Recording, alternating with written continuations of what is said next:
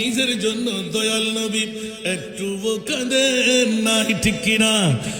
নিজের জন্য দয়াল নবী একটু কাঁদেন নাই, সারা জীবন কেঁদেছিলেন উম্মতের মায়ায়, উম্মতের মায়ায়। এখনো কাঁদেন তিনি সোনার মদিনায়। যেই জন হবে আপনার সেই তো মদিনা, যেই জন হবে জোরে আপনার সেই তো মদিনা। কার লাগিয়া কান্দর মন, কার লাগিয়া বান্দ, কার লাগিয়া কান্দর মন, কার লাগিয়া বান্দ। কেউ তো তোমার আপন হবে না, না না, যে জন হবে, যে জন হবে আপনার সেই তো মদিনা, যে জন হবে আপনার সেই তো মদিনা।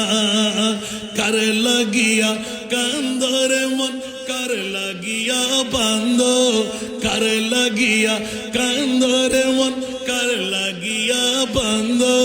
কেউ তো তোমার আপন হবে না, না না, যে জন হবে আপনার সেই তো মদিনা, ঠিক কিনা?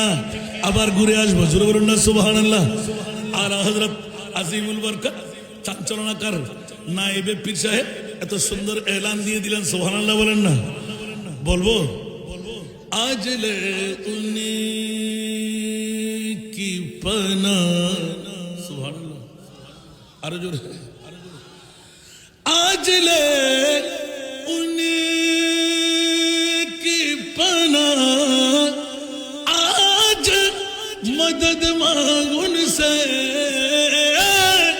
आज ले उन्हीं की पना, आज मदद मांग उनसे। फिर न मानेंगे क़यामत में अगर मान गया, फिर न मानेंगे क़यामत में अगर मान गया। ऊंचा आवाज दे बोलो ना सुभान।